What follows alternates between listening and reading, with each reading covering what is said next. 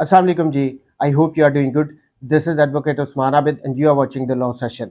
आज के सेशन में हम डिस्कस करेंगे कि अगर पुलिस आपको थाने में बुलाए तो हमें कौन सी प्रिकॉशंस लेनी चाहिए। देखें, अगर तो पुलिस ने आपको बुलाया है, आपके अगेंस्ट कोई एफआईआर दर्ज हुई है, तो एफआईआर तो तभी दर्ज होगी जब कॉग्निजेबल ऑफेंस रिपोर्ट हो रहा है और वहां पे पुलिस के पास पूरी पावर है कि वो आपको गिरफ्तार कर सकती है। जब भी पुलिस ने थाने में बुलाया और नॉर्मली फ़ोन किया जाता है कि जी थाने आ जाओ, आपके अगेंस्ट दरखास्त आ गई है, ये नहीं बताया जाता कि एफआईआर दर्ज हुई है या नहीं हुई। सबसे पहला काम हमने ये करना है कि हमने ये कंफर्म करना है कि क्या हमारे अगेंस्ट कोई एफआईआर दर्ज हो चुकी है। उसका तरीका, अगर तो आपके खुद के सोर्सेज हैं तो थाने से पता करवाएं कि क्या एफआईआर दर्ज हो चुकी है, उसकी कॉपी हासिल करें। या अगर आपके खुद के सोर्सेज नहीं हैं तो किसी वकील साहब की खिदमात हासिल करें, उनके पास जाएं, उनको बताएं कि जी थाने वाले बुला रहे हैं, हमें नहीं पता, आप चेक करवा लें कि क्या एफआईआर दर्ज हुई है या नहीं। वकला के सोर्सेज होते हैं। अगर तो एफआईआर दर्ज हो चुकी है, वो कॉपी भी वकील साहब वो हासिल कर लेते हैं।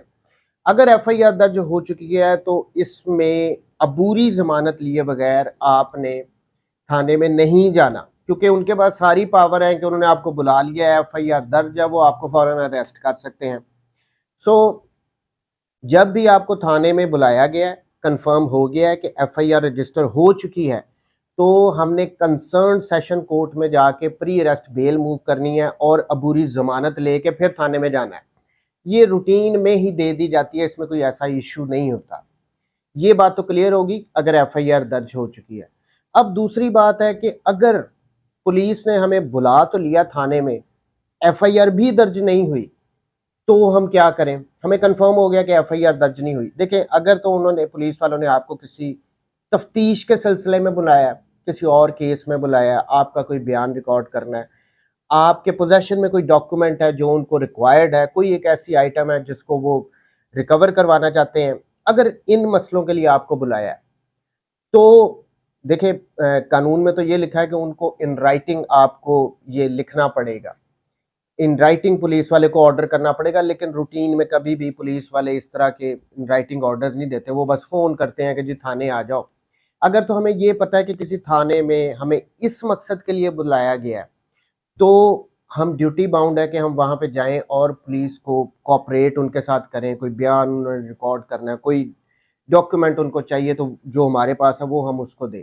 ये बात यहाँ तक क्लियर होगी।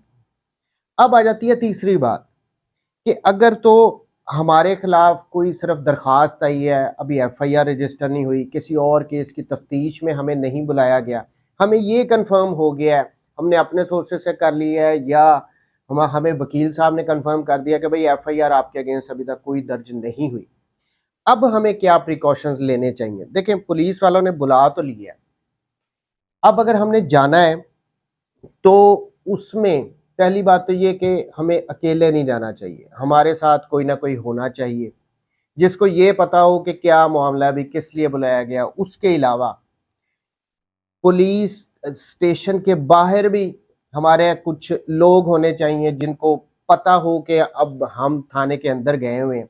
देखिए, अगर एफआईआर रजिस्टर नहीं हुई, बुला लिया गया है, पुलिस वालों की अब ये कोई ढकी छुपी बात नहीं है, पुलिस के मामला सबको पता है। अगर उनके मुखालिफ पार्टी के साथ मामला सीधे हैं, उनकी सेटिंग हो गई है, तो वो उन्होंने आपको बुला लिया ये कह के कि जी आपके खिलाफ दरखास्त आई है, तो इसमें तो कोई शक नहीं है कि जी वो आपके और अगर एफआईआर दर्ज नहीं हुई तो कि वो आपके अगेंस्ट फौरी एफआईआर दर्ज करके आपको गिरफ्तार कर ले, इसमें तो कोई दूसरी राय नहीं। या समटाइम्स ऐसे भी होता है कि वो जी आपको थाने में बिठा लेते हैं, एक एक दिन, दो दो दिन वो आपकी गिरफ्तारी नहीं डालते, या किसी दूसरी जगह पे अगर वो मूव कर देते हैं आपको, बहुत से ऐसे मामलात होते हैं। आपके साथ जो गए हैं या आपके थाने के बाहर जो आपके कुछ लोग हैं, उनके ज़रिए ये पता रहेगा कि आप थाने में ही हैं और थाने में आपको इल्लीगली रखा हुआ है, कोई एफआईआर दर्ज नहीं हुई, बिठाया हुआ है। तो इस सूरत में जो हमारे पास बेस्ट ऑप्शन है वो एक ही है कि हम एक 491 की रिकवरी की पिटीशन फाइल करें। अब इसमें भी हमारे पास दो ऑप्शन आ जाती हैं कि हम या तो कंसर्न सेशन कोर्ट में चले जाएं, वहां पे फाइल करें, कि जी थाने में गैर कानूनी तौर पे बिठाया हुआ है, ना कोई एफआईआर दर्ज है, ना कोई गिरफ्तारी डाली है, और थ्रू बैलेफ हम ये फाइल करेंगे। दूसरी ऑप्शन हमारे पास ये है कि हम हाई कोर्ट में जाएं और हाई कोर्ट में under article 199 red petition file करें, रेड विद सेक्शन 491। वहां पे हाई कोर्ट के पास बड़ी वाइड पावर्स आ जाती हैं। तो दो ऑप्शन है, सेशन कोर्ट में फाइल कर ले, आप हाई कोर्ट में फाइल कर ले। मैं रिकमेंड करूंगा आप हाई कोर्ट में फाइल करें और थ्रू बैलेफ आप ये पिटीशन फाइल करें। अब इसमें ये होता है कि अदालती अमला आपके साथ जाता है, उस थाने में जाएगा या थाने से निकाल के आपको किसी दूसरी जगह पे रखा हुआ है, जो आप पॉइंट आउट कर रहे हैं कि जो उसको यहाँ पे रखा है, तो वहां से उसको रिकवर किया जा सकता है।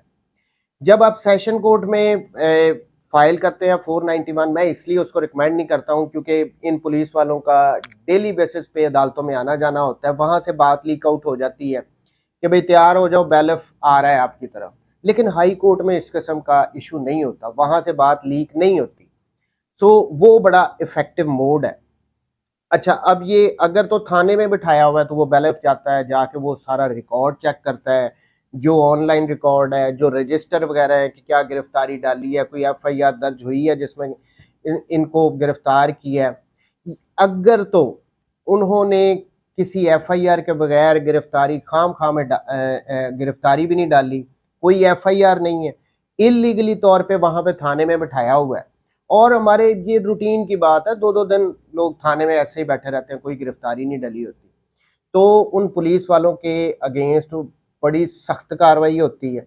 ये हाई कोर्ट का बैलेफ जब जाता है, उनको अपनी नौकरी के लाले पड़ जाते हैं, इनको सजाएं भी होनी होती हैं इसमें। सो वहां पे अगर ये सामने आ गया कि कोई गिरफ्तारी नहीं डाली, कोई एफआईआर नहीं है, तो उसको रिकवर करके लाया जाएगा हाई कोर्ट के सामने, या सेशन कोर्ट में अगर फाइल की है वहां पे लाया जाएगा।